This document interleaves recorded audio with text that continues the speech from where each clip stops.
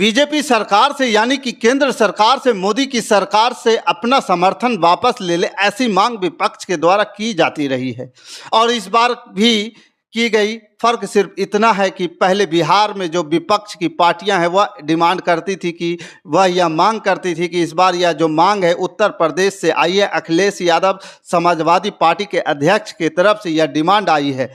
क्यों यह डिमांड आई है? वह इसलिए आई है कि जयप्रकाश नारायण की जयंती है और उनके जयंती के अवसर पर लखनऊ में जो जेपी कन्वेंशन सेंटर है वहां पर माल्यार्पण करने से अखिलेश यादव को सरकार ने रोक दिया। तो अखिलेश यादव का कहना है कि बीजेपी का सरकार जो है जेपी का सम्मान नहीं करती है या करना चाहती है, नहीं करना चाहती है, जिसकी वजह से यह जेपी कन्वेंशन सेंटर के जो लखनऊ में स्थित है यह पिछले कई वर्षों से बंद है और जेपी की प्रतिमा पर माल्यार्पण करने के लेकर के पिछले 2 सालों से विवाद भी चल रहा है। फान कर जो है, कूद करके जो है वहां पर माल्यार्पण किया था। इस बार भी वह इसी ताक में थे, लेकिन उत्तर प्रदेश की सरकार ने पूरी बैरिकेडिंग कर दी थी और इसको पूरी तरह से सील कर दिया था जिससे कोई अंदर नहीं जा सके और माल्यार्पण कर सके। तो इस बात से नाराज अखिलेश यादव ने नीतीश कुमार से मांग कर दी है कि भाई आप जेपी से निकले हुए, जेपी के आंदोलन से निकले हुए नेता हैं, आपका फर्ज बनता है कि ऐसी ऐसी पार्टी के साथ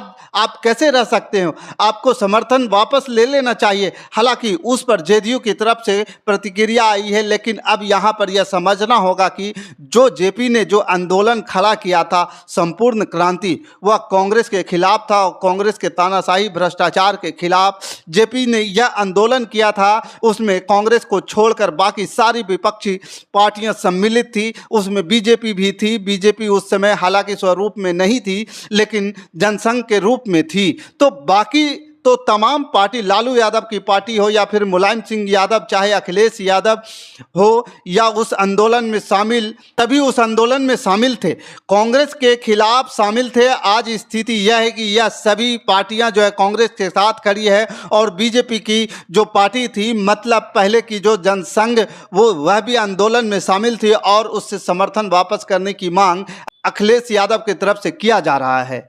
तो आप समझ गए होंगे कि राजनीति में किस तरह के पल पल स्थितियां परिस्थितियां बदलती रहती है। हालांकि लालू यादव ने इस तरह के कांग्रेस को ही हटाकर सत्ता संभाली थी, लेकिन बहुत जल्द ही 7-8 सालों के बाद उनकी कांग्रेस के साथ दोस्ती भी हो गई।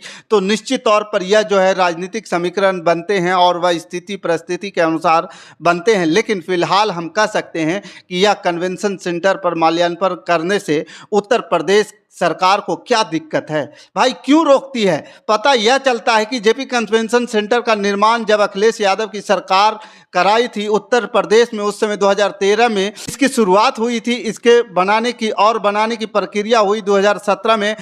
अखिलेश की सरकार तो सत्ता से हट गई, योगी सरकार आई तो उन्होंने इस पर रोक लगा दिया और उसकी जांच शुरू कर दी। अब मुझे ये नहीं समझ में आ रहा है कि 3 साल और 4 साल हो गए हैं, तो जांच पूरी हो जानी चाहिए। अगर कोई गड़बड़ी इसमें हुई है, कुछ भी हुई है, दूध का दूध और पानी का पानी हो जाना चाहिए। इसके बावजूद उसको चारों तरफ से बैरिकेड करके उसको घेर देना और माल्यार्पण करने नहीं देना, यह किस तरह की राजनीति का हिस्सा है, समझ से परे है। अगर आप मान लीजिए कि उसके माल्यार्पण, उसके निर्माण, अगर आप मान लेते हैं कि उसके निर्माण कामकाज में कुछ घपले और घोटाले हुए हैं, भ्रष्टाचार हुआ है, तो आप उसकी जांच रिपोर्ट आ जाने तक, अब तक जो है उसकी जांच रिपोर्ट आ जानी चाहिए, कार्रवाई उस पर होनी चाहिए, लेकिन ऐसा हुआ नहीं। पहली बात। दूसरी बात तो यह है कि आखिरकार जेपी आंदोलन के जन्मदिन, पिछले वर्ष भी जेपी जन्मदिन के अवसर पर अखिलेश यादव ने जबरदस्ती जाकर वहां पे माल्यार्पण किया था और दीवार फांद करके गए थे, एक बड़ा इवेंट बन गया था। इस बार भी वो चाहते थे कि वो उस तरह के बने, लेकिन हुआ नहीं। तो सवाल ये है कि इस तरह के विवाद क्यों खड़ा करना चाहती है उत्तर प्रदेश की सरकार? और नीतीश कुमार को अगर समर्थन वापस लेना होगा, बिहार की सरकार और नीतीश कुमार को अगर समर्थन वापस लेना होगा, तो वो अखिलेश यादव या फिर किसी के राय क्यों मानेंगे? क्योंकि 1 साल पहले तक जो है यही नेता महागठबंधन, जब इंडिया गठबंधन में थे, तो नीतीश कुमार तो एक बार भी उन्होंने उन्होंने यह नहीं कहा कि नीतीश कुमार को नेता बना दिया जाए, चेहरा बना दिया जाए इंडिया गठबंधन या फिर, लेकिन आज समर्थन वापसी के लिए बार बार उनसे डिमांड ये लोग जरूर करते हैं, क्योंकि नीतीश कुमार भी समाजवादी बैकग्राउंड के हैं, अखिलेश यादव के पार्टी समाजवादी बैकग्राउंड से है, उनका तो नाम ही समाजवादी पार्टी है, यह चलते रहता है। लेकिन जवाब क्या दिया है जदयू ने, नीतीश कुमार ने? तो खैर इसको लेकर के जवाब नहीं दिया है, समर्थन वापस ले, नहीं तो खैर इसको लेकर के भी, इस बात के लेकर के जवाब आए हैं जदयू की तरफ से, और जदयू की तरफ से आए हैं, और जदयू की तरफ से ये कहा गया है कि जिस तरह से कांग्रेस के लिए आंदोलन करने के लिए कांग्रेस के खिलाफ जो है समाजवादी पार्टी खड़े हुए थे, नेताजी खड़े हुए थे, आज नेताजी के आत्मा को बहुत पीड़ा पहुंच रहा होगा, क्योंकि जिस विचारधारा के खिलाफ हम खड़े थे उस आंदोलन में, और उस आंदोलन के बाद हमारी सबकी जो है हम लोग पार्टियां बनी, और पार्टियां बनकर के उस विचारधारा पर, जेपी के विचारधारा पर हम लोग जो है समाज में एक नई दिशा लाने का प्रयास किए। आज जो है नेताजी के जो है आत्मा पीड़ा से करा रहा होगा कि कहाँ हम आंदोलन किस बात को लेकर के शुरू किए थे, और आज किस बात पर जो है, आज किस बात को और किस विचारधारा के साथ जो है पार्टी खड़ी है।